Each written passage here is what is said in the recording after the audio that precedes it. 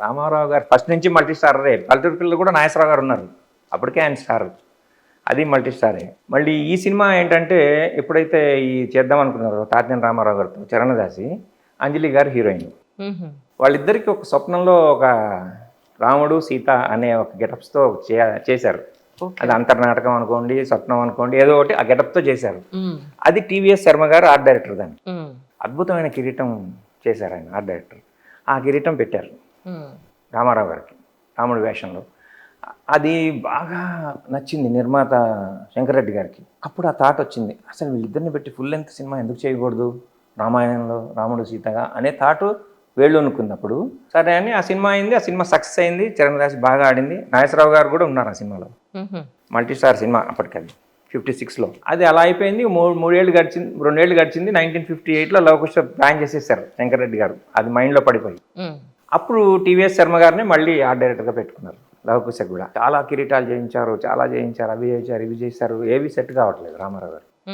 రామారావు గారికి ఎంత ఇంట్రెస్ట్ అంటే ఆ చరణదాసిలో ఆయన వాడిన కిరీటాన్ని ఆయన భద్రపరుచుకున్నారు, ఇది బాగుంటుంది. టీవీఎస్ శర్మ గారు నాన్న తంటాలు పడుతుంటే శంకరెడ్డి గారు చెప్పి, మీరు అంత అవసరపడక్కర్లేదు, మనం చేసిన కిరీటం నా దగ్గర ఉంది అని చెప్పి తెప్పించారు. తెప్పించి ఆ మోడల్ కరెక్ట్గా సరిపోయింది ఆయన చరణదాసిలో. అదే మోడల్ కొంచెం, ఎందుకంటే కొద్ది మార్పులు చేసి ఇది కలర్ సినిమా కదా, అవును కొంచెం ఆ ముత్యాలు డైమండ్స్ అవి సెట్ కావాలి కదా, అందుకని దాన్ని కొంచెం మోడిఫై చేసి అదే సెటప్లో మళ్ళీ కిరీటం చేయించారు. అది అద్భుతంగా ఉంటుంది, ఎందుకంటే first time colour cinema, Telugu cinema. TVS Sharma గారి ఆర్ట్ డైరెక్టర్ కూడా చాలా ఛాలెంజింగ్, ఎందుకంటే కలర్స్ మ్యాచ్ కావాలి. బ్లాక్ అండ్ వైట్లో మీరు స్తంభాలు, పిల్లర్స్, ఈ సెట్, సభ సెట్ ఏదేసినా చెల్లిపోతుంది. కలర్లో అనేసరికి కాంబినేషన్స్ కరెక్ట్గా ఉండాలి కదా. చాలా కష్టపడి టీవీఎస్ శర్మ గారు అది చేశారు ఆ సినిమా. అలాగా ఆయన కిరీటం అలా బేస్ అయింది. అద్భుతమైన కథతో సముద్రాల వారు, అద్భుతమైన సంగీతంతో ఘంటసాల గారు, అద్భుతంగా వచ్చింది ఆ సినిమా. దాంట్లో ఇంకోటి చెప్పాల్సింది ఏంటంటే, కొంచెం ఎందుకో శంకర్ రెడ్డి గారికి లక్ష్మణుడి వేషం ఇంకోటితో చేయించాలని కోరిక ఉండేది. అది కాంతారావు గారు అని ఆయన మనసులో ఉండేది, కానీ చెప్పేవారు కాదు ఆయన. ఇంకోళ్ళు అయితే బాగుంటుంది అనుకునేవాళ్ళు. కాంతారావు గారితో ఒక 3 days షూట్ చేశారు. ఆయనకి ఇస్నోఫీలియా వచ్చింది. ఇప్పుడంటే అడ్వాన్స్ టెక్నాలజీ ఉంది, ఇస్నోఫీలియా అంటే అప్పట్లో ఏముంది, చాలా భయపడేవాళ్ళు ఇస్నోఫీలియా. ఆయన చాలా వీక్ అయిపోయి అసలు బెడ్ రిడెన్ అయిపోయారు 1.5 months. ఇదే కొంచెం మనకి చెప్పడానికి అవకాశం ఉంటుందని చెప్పి ఇప్పుడు ఆయన 3 రోజులే కదా ఆయనతో షూట్ చేసింది, మళ్ళీ రీషూట్ చేద్దాంలే ఇంకోళ్ళని పెట్టుకుని లక్ష్మణ్ క్యారెక్టర్ అని అనుకున్నారు శంకర్ రెడ్డి గారు. మెల్లిగా అది చెప్తే రామారావు గారు ఒప్పుకోలేదు. రామారావు గారు ఎంత గ్రేట్ అంటే, లక్ష్మణుడుగా ఆయన ఒప్పుకున్నారు, ఆయన కమిట్ అయ్యారు. ఇప్పుడు ఆయన మనం తీసేసి రీప్లేస్ చేసి ఇంకోళ్ళని పెట్టుకుంటే ఆయన కెరీర్ ఏమవుతుంది? ఫస్ట్ ఆఫ్ ఆల్ ఆయనకి నేను థ్యాంక్స్ చెప్పాలని, నా సాటి హీరో ఆయన్ని నేను, మనకు లక్ష్మణ్ క్యారెక్టర్ చేస్తారని నేను హీరో అయినప్పటికీ ఆయన చేస్తున్నప్పుడు మనం ఆయనకి థ్యాంక్స్ చెప్పాలి. అది చెప్పకపోగా మనం ఆయన తీయడం ధర్మం కాదు, అది నేను ఒప్పుకున్నాను. వారు లేని షార్ట్స్ ప్లాన్ చేసుకున్నాం, వారు బాగైన తర్వాత ఆగుదాం, వచ్చాక అప్పుడు మనం ఇంక్లూడ్ చేసి చేద్దాం అనేది ఒక గొప్ప పాయింట్. ఇది కాంతారావు గారే చెప్పారు నాకు స్వయంగా, అందుకని నేను ఇంత అథెంటిక్గా మాట్లాడగలుగుతున్నాను ఈ పాయింట్. ఆయనే చెప్పారు ఈ విషయం. కాంతారావు గారు ఆయన సెటిల్ అయ్యారంటే తర్వాత, ఎందుకంటే పాత సినిమాల్లో వర్క్ చేసిన వాళ్ళు చాలా మంది పాపం వాళ్ళ లైఫ్ సెటిల్మెంట్ అవ్వకుండా చాలా కష్టాలు పడ్డారండి. చాలా అంటే ఆయన కొందరు వ్యసనాలకు ఇదవుతారు, అని ఆయనకు అలాంటివి ఏం లేవండి. పాపం సొంత సినిమాలు చేసి అవి సరిగా ఆడక ఆయన గుండెలు తీసిన బంటని, సప్తస్వరాలని, అవి ఏమైపోయినాయంటే బియాండ్ పీరియడ్ అయిపోయింది. సప్తస్వరాలు అనేది జానపద చిత్రం, ఆయన తీసే టైం జానపదాలు అంతరించిపోయినాయి. జానపద యుగం, క్రైమ్ యుగం అలా వచ్చినాయి కదా కొన్ని. ఈయన సప్తస్వరాలు రిలీజ్ చేసే టైంకి క్రైమ్ స్టార్ట్ అయిపోయింది. అంటే ఆంధ్ర జేమ్స్ బాండ్ సినిమాలు, కృష్ణ గారి సినిమాలు అలా రావడం మొదలైపోయింది. అది అవుట్డేట్ అయిపోయింది జానపదం. అప్పుడు చూడలేదు జనాలు. వాళ్ళ పిల్లలు ఎవరు రాలేదండి? వాళ్ళ పిల్లలు రాజా అని ఉన్నారు, కానీ కొంచెం ఆయన పాటలు అవి పాడుతుండేవాడు, కానీ తర్వాత వాళ్ళు మళ్ళీ ఇండస్ట్రీకి రాలే. చిన్నప్పుడు చైల్డ్ ఆర్టిస్ట్గా చేశాడు, సుడిగుండాలో చేశాడు ఆయన. సుడిగుండాలో చేశాడు. యాక్చువల్లీ కాంతారావు గారికి ఎన్టీ రామారావు గారికి ఉన్న అనుబంధం ఏంటండి యాక్చువల్గా? అంటే అది ఎన్ఐటి బ్యానర్ గురించి ఇందాక మాట్లాడుకున్నాం కదా. 1953లో ఎప్పుడైతే ఎన్ఐటి బ్యానర్ స్టార్ట్ చేశారో, పిచ్చిపుల్లె సినిమా తర్వాత తోడు దొంగల సినిమా తీశారు. ఆ 2 తర్వాత అవి సరిగ్గా పోలేదు కమర్షియల్గా. జానపద సినిమా తీయాలని డిసైడ్ అయ్యి జై సినిమా నిర్మించారు. అందులో ఒక తమ్ముడు క్యారెక్టర్ ఉంది రామారావు గారికి. అప్పటికి ఆయన కొంచెం హీరోగా ఎదుగుతున్నారు కాంతారావు గారు. ఎదిగే హీరో అతనికి లైఫ్ ఇవ్వాలని చెప్పి ఒక మంచి ఉద్దేశంతో కాంతారావు గారిని ఆ తమ్ముడు క్యారెక్టర్ పెట్టుకున్నారు. ఓహో. తనతో ఈక్వల్గా ఉంటుంది ఆ క్యారెక్టర్. అంతేగాని నాతో పాటు సమానంగా అసలు లేవండి. అది లేవు కదా. రామారావు గారికి ఎప్పుడూ లేవండి. ఇంకా చెప్తాను కాంతారావు గారి గురించి, చాలా హెల్ప్ చేశారు ఆయనకి. అయితే ఈ తమ్ముడు క్యారెక్టర్ ఇచ్చిన తర్వాత అలా ఆయన ఎన్ఐటీలో ఒక భాగం అయిపోయారు కాంతారావు గారు కూడా. అంటే ఒక టీంలో ఒక హీరోగా. జయసింహ సినిమా సూపర్ హిట్ అయింది, బాగా కమర్షియల్గా బాగా పోయింది. తర్వాత కాలంలో సీతారామ కళ్యాణం 1960లో స్టార్ట్ చేశారు రామారావు గారు. ఆ సీతారామ కళ్యాణం కథ కూడా ఉంది, అది చెప్తాను మీకు. ఇదేంటంటే ఆ స్టార్ట్ అయినప్పుడు కాంతారావు గారు వచ్చి, అన్నగారు మరి మీ బ్యానర్లో నేను రెగ్యులర్గా చేస్తూ వచ్చాను కదా, మరి సీతారామ కళ్యాణం తీస్తున్నారు, మీరు నాకు వేషం ఇవ్వరా అని అంటే కాంతారావు గారికి నారదుడిని చేసింది రామారావు గారి. ఓహో. సీతారామ కళ్యాణంలో ఆల్రెడీ హరనాథ్ రాముడు, రావణాసుడు ఆయనే చేస్తున్నారు. ఇంకా కాంతారావు గారు స్టేచర్ ఉన్న క్యారెక్టర్లు ఎక్కడ ఏమున్నాయని నారదుడు, అప్పటికి నారదుడు చేస్తున్నారు ఒక సినిమాలో కాంతారావు గారు. ఆ బేస్ తీసుకుని మీరు నారదుడు చేయండి బాగుంటుంది అని చెప్పి ఎంకరేజ్ చేసి ఆ సినిమాలో ఆయన డైరెక్షన్లో, రామారావు గారి డైరెక్షన్లో నారదుడు క్యారెక్టర్ ఇచ్చి ఎంకరేజ్ చేశారు కాంతారావు గారిని. అది చాలా గొప్ప విషయం అండి. ఆ తర్వాత తెలుగు వాళ్ళకి నారదుడు అంటే కాంతారావు గారే అంత ఇదిగా తెలుగు వాళ్ళ హృదయాల్లో నిలిచిపోయారు ఆయన. తర్వాత 1960s లేట్ 60sలో 67, 68 ప్రాంతాల్లో కాంతారావు గారికి సినిమాలు తగ్గుతూ వచ్చినాయి హీరోగా. అప్పుడు మళ్ళీ వెళ్ళారు రామారావు గారి దగ్గరికి, అన్నగారు నాకు హీరోగా నన్ను ఎవరు బుక్ చేయట్లేదు, కొంచెం బాగా ఇబ్బందులు పడుతున్నాను, మరి నేను క్యారెక్టర్ ఆర్టిస్ట్ అయిపోవాలా అనే ఒక ఇది వచ్చింది నాకు, మీ సలహా ఇవ్వండి అంటే, వేరే వాళ్ళైతే ఏమంటారు, తప్పే ఉందండి క్యారెక్టర్ ఆర్టిస్ట్ అయిపోండి అని అంటారు. కానీ రామారావు గారు అనలేదు. విఠలాచారి గారు నా దగ్గరకు ఒక మంచి కథతో వచ్చారు, చిక్కడు దొరకడు. ఓహో. ఆ కథలో నన్ను డ్యూయల్ రోల్ చేయమన్నారు. ఇద్దరు బ్రదర్స్, అది చిక్కడు ఒకడు దొరకడు. కానీ నేను మీరు అడుగుతున్నారు కాబట్టి ఆ దొరకడు వేషం మీరు చేయండి, అన్నగారి క్యారెక్టర్ నేను చేస్తాను, చిక్కడు క్యారెక్టరు అని చెప్పి విఠలాచార్య గారికి ఒప్పించి ఆయన చేసే క్యారెక్టర్ తమ్ముడు క్యారెక్టర్ ఆయనకి ఇప్పించారు హీరోగా. ఎంత పెద్ద ఇదండి, అది ఎవరైనా చేస్తారా అంటే అలా చాలా గొప్ప కదా. ఇంకోటి మీరు సినిమా చూస్తే తెలుసు, ఈనాటికి తమ్ముడు అన్నని డామినేట్ చేస్తాడు చాలా సీన్స్లో, కానీ ఆయన ఏమీ మార్చలేదు ఆయన. Okay okay. ఆ క్యారెక్టర్ నన్ను డామినేట్ చేస్తుంది, అది నేను చేయాల్సింది అంటే. కథలో ఏం చేశాడంటే తమ్ముడు కొంచెం చిలిపిగా ఉంటాడు కదా పెద్దవాళ్ళకన్నా, ఆ క్యారెక్టర్ పరంగా వాడిని కొంచెం హైలైట్ చేసి రాసుకున్నారు చిన్న ఎన్టీ రామారావు చేయాలని. కానీ అదేం మార్చలేదు, కాంతారావు గారికి అలాగే చేయించారు ఆయన ఎప్పుడు అబ్జెక్ట్ చేయలేదు. అలాగా ఉండేది ఆయన రిసీవల్. ఇంకోటి గొప్ప విషయం, ఇందాక మనం అనుకున్నాం శ్రీకృష్ణ అవతారం గురించి కూడా మాట్లాడాలని. అందులో అయితే అసలు రామారావు గారు ప్లేస్లో ఎవరైనా ఉంటే చాలా కోపగించుకుంటారు. ఆ సినిమా శ్రీకృష్ణ అవతారం 1967, 68 ప్రాంతాల్లో అండి. దాని నిర్మాణం గురించి కూడా నేను మీకు కొంచెం చెప్పగలను. తప్పకుండా అండి. ఎందుకంటే ఆయనకి శ్రీకృష్ణ రాయబారం సినిమా చేయాలని కోరిక ఉండేది రామారావు గారికి. ఆ పద్యాలు అవి చాలా ఇష్టం ఆయనకి. అలాగే ఏంటంటే అప్పుడు పుండరీకాక్షయ్య గారిని పిలిచి ఆ పద్యాలు, ఆ రైట్స్ ఎవరి దగ్గర ఉన్నాయి కనుక్కోమని చెప్పారు. తిరుపతి వెంకట కవులు పద్యాలు కదా అవి. అంటే వారు కనుక్కుని నెల్లూరులో ఒక శెట్టి గారి దగ్గర ఉన్నాయి ఆ రైట్స్, నేను అడిగి తీసుకుంటానని చెప్పి తీసుకుని ఆ రైట్స్ తీసుకొచ్చి ఇచ్చారు. అప్పుడు శ్రీకృష్ణ రాయబారం స్టార్ట్ చేద్దాం అనుకున్నారు. అనుకుంటే ఎందుకో పుండరీకాక్ష గారికి కొంచెం మనసులో, అది శ్రీకృష్ణ రాయబారం నాటకం చాలా పాపులర్ కదా, సినిమా మళ్ళీ ఎందుకంటే మనం చరిత్రలో చూసుకుంటే చింతామణి నాటకం పాపులర్, చింతామణి సినిమా ఆడలేదు. సత్యహరిశ్చంద్ర చాలా పాపులర్ నాటకం, సినిమా ఆడలేదు. సో నాటకాలకు బాగా అలవాటు పడే రోజులు అవి. సినిమాలు చూస్తారా చూడరా అని చిన్న డౌట్ ఉండేది.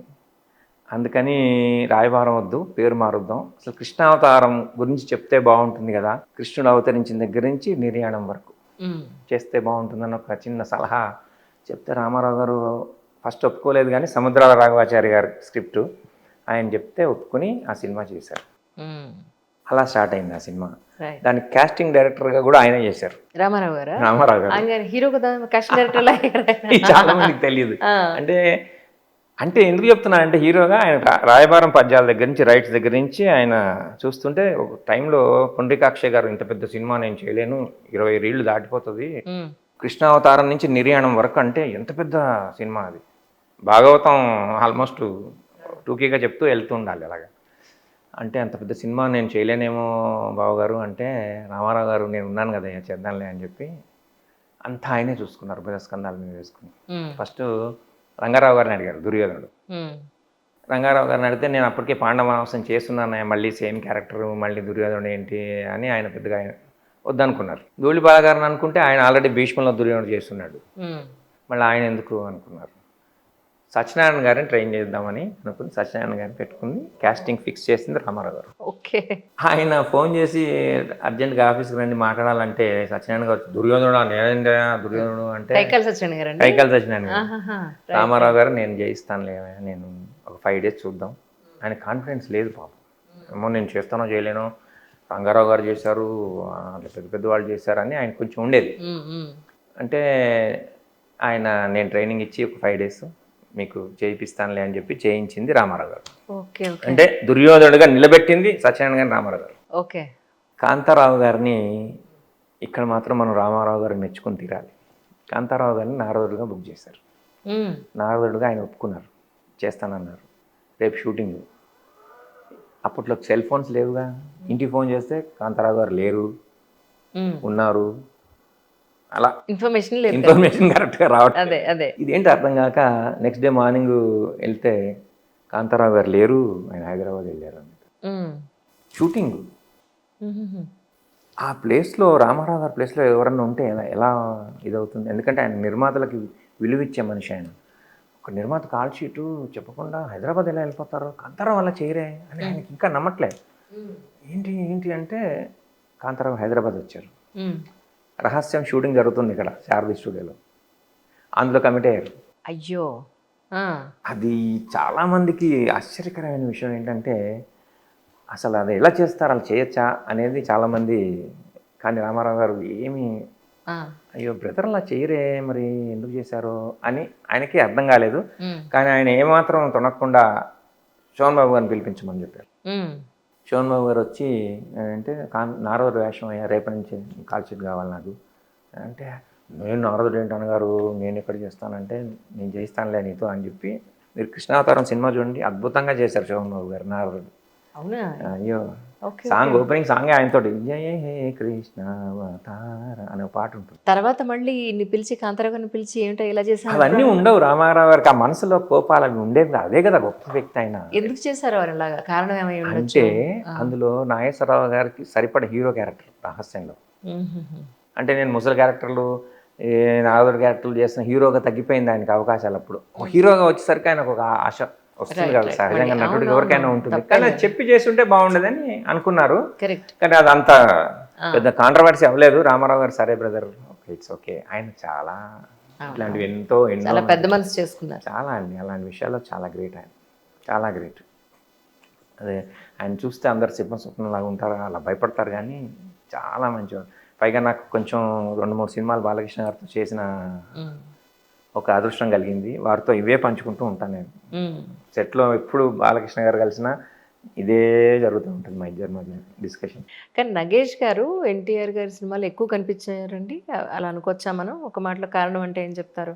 నాగేష్ గారిది యాక్చువల్గా ఒక టైంలో ఎంజీఆర్ గారు, మనకి రామారావు గారు ఎలాగో ఇక్కడ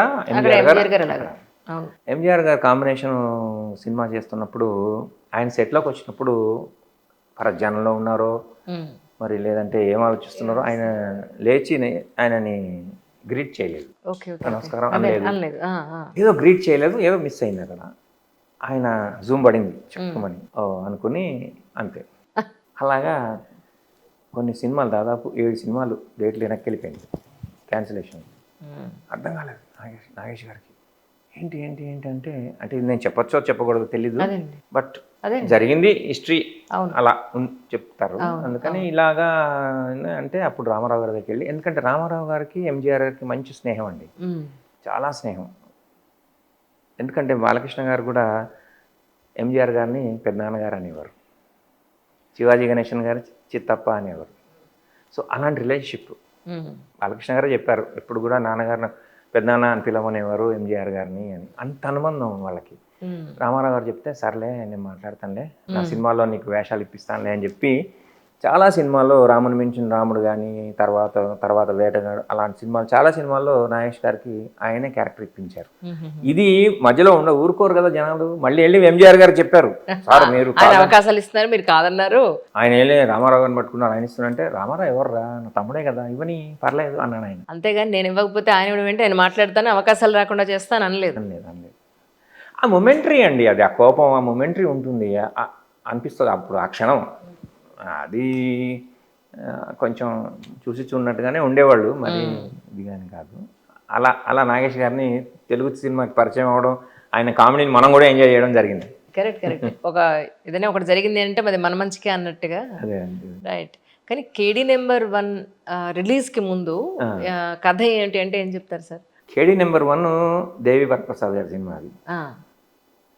అది రిలీజ్ అయ్యే టైంకి విజయలక్ష్మి ఆర్ట్స్ త్రివిక్రమారావు గారి సినిమా ఏదో ఉంది పోటీకి. అంటే ఇప్పుడు కూడా మనకు జరుగుతుంది, సంక్రాంతికి సినిమా వస్తుంది, ఆ సినిమా వస్తుంది, దసరాకి రిలీజ్ లో కూడా పోస్ట్ పోన్ చేసుకుంటారు, ప్రీ పోన్ చేసుకుంటారు.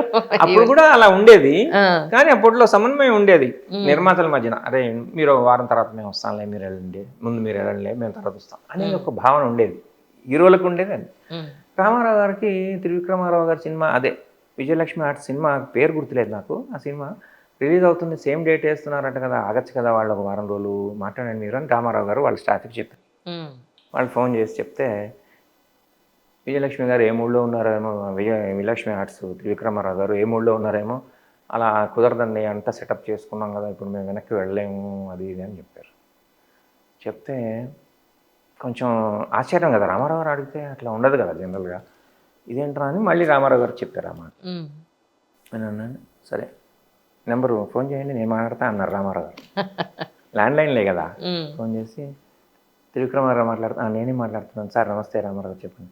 ఏం లేదు నిర్మాత గారు, ఇప్పుడు మీ సినిమా మా సినిమా ఒకే రోజు వస్తుంది కదా, నిర్మాతల సేఫ్టీ నేను చూస్తాను, మీకు తెలుసు కదా, అలా ఎందుకు పోటీ పడడం, మీరు ఒక వారం వెనక్కి వెళ్ళొచ్చు కదా, లేదంటే ఏదన్నా ఆలోచించవచ్చు కదా అంటే, సార్ క్షమించాలి సార్, మేము అన్నీ ప్లాన్ చేసుకున్నాం, డిస్ట్రిబ్యూటర్స్ అందరూ రెడీగా ఉన్నారు, ఇప్పుడు నేను మాట వెనక్కి తీసుకుంటే మా డిస్ట్రిబ్యూటర్స్ ఇబ్బంది పడిపోతారు, నేను చేయలేనేమో సార్. ఆగటం కష్టం, మేమే అవుతాం. ఏంటండి అద్భుతం. అలాగే మేము ఒక వారం తర్వాత వెళ్తాం, ఏముంది దానికి, మీరే ముందు వెళ్ళండి అంటారండి రామారావు అలాంటి స్టేజ్. షాక్ ఇది. సరే నేనే వెళ్తాను లేదా లేట్గా, మీరు ముందు వెళ్ళండి.